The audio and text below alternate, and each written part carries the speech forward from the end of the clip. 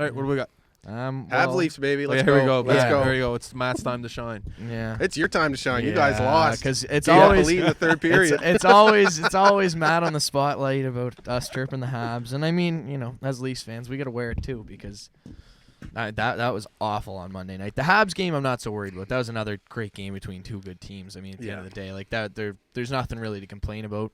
They're two good teams going ahead now. What I'll say about that though is I'm like not only because I'm a Habs fan, I'm glad Montreal got that win because like as good as the Leafs are playing and they've been on fire.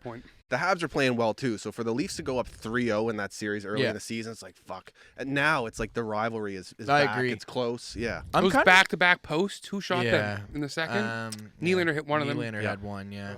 It's tough. That's 2-0. Did you see the article in the Sun on Nylander? Steve Simmons, what he wrote about that him? tabloid little bitch. Like he said can't he needs stand instructions him. to put it together, like IKEA furniture. Anyway, Isn't Toronto in first place in the entire league right now? And I'm pretty sure Nylander's third in points on the team, exactly where his pay rate is on the team. Like, what do you? So that's just Toronto, though. That's a good way to start off, Belly. Actually, Toronto is first in the NHL. That's okay. Sorry, Sorry, spin zone. Not hit the panic button here. Let's not hit the panic button here. But I mean, that Monday night game was classic Leafs.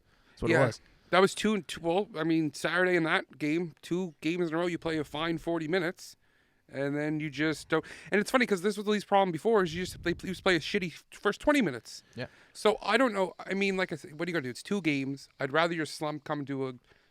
You know, you lose to Montreal. It was a good team this year. It was a close game. You blow it against Ottawa. Good for Ottawa. Ottawa thought they won the cup. I mean, did you see? No, but did you see the intro to last night's game? Yeah. Like, you swore to God it was like they blew a playoff game. Like, that's fine. Last night they didn't play great either. But the one thing is, you noticed last night is they just did not want to get scored on. Yeah. Like, they did not do anything offensively at all. They just made sure they were all in position. But last night's game was boring. The Habs game was good. Thursday's game, the other night, the first 40 was fine. Yeah. Last 20 was terrible. But we'll see. I mean, tonight, we'll see how they play tonight with Hutch and Nets. Because they should all want to come out and just stomp the narrative that we can't win back-to-backs and that we can't play without Freddie. Because, I mean, if you have any pride, that's a kick in the balls. Yeah, I mean, I think the biggest thing for me in that Ottawa game and Montreal too, they were really missing Wayne Simmons. Yeah. Like that proved huge there because they went back to their kind of soft defensive hockey where, you know, they gave up 4 goals in a period because they didn't want to bear down and shut things down. And like Ray Ferraro said, like, all you have to do is just check. And that doesn't mean hit people, but like dump separate and chase. the puck from the body. Yeah, like just chip it in there, like just make them earn the goals, right? Mm-hmm. And they just didn't do that. Like Habs out-hit the Leafs like 46-12 or something like that in that game. That's insane. How many did Josh Anderson have? Do you know? He had 6. Love it. Yeah, I know. Yeah. I know. Yeah, Josh Anderson's proven to be worth every penny. Yeah. But I mean, and that's the way it's going to go, I think, with the Habs and Leafs, regardless Simmons in or out. It's going to be, you know, the Habs are going to play more of a grittier game, and it's going to be the Leafs having to rely on a bit more talent to, you know, win those games. But where does Chucky fit in Toronto?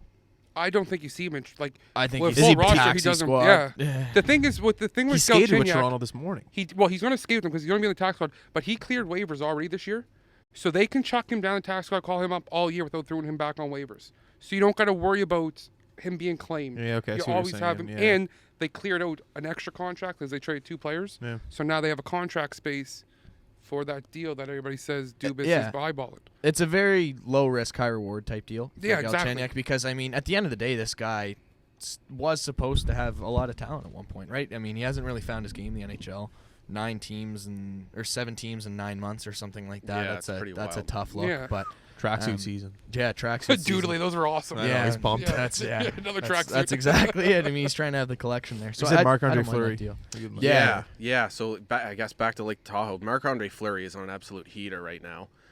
Just loving what he's doing, and it's every year I'm disappointed that he never gets the respect he deserves. He's a 3-time Stanley Cup champion right now. Now he didn't, he wasn't the starter for every single one of those crucial games though. Yeah, exactly, especially early on for the second cup. But he's got a .937 save percentage right now.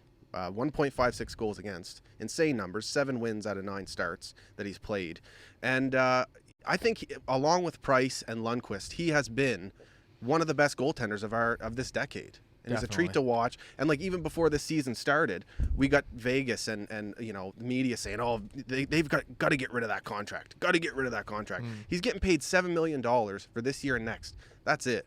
and you're getting elite stats from elite starts from this guy. And nobody would make that trade. No, yeah. Think about it.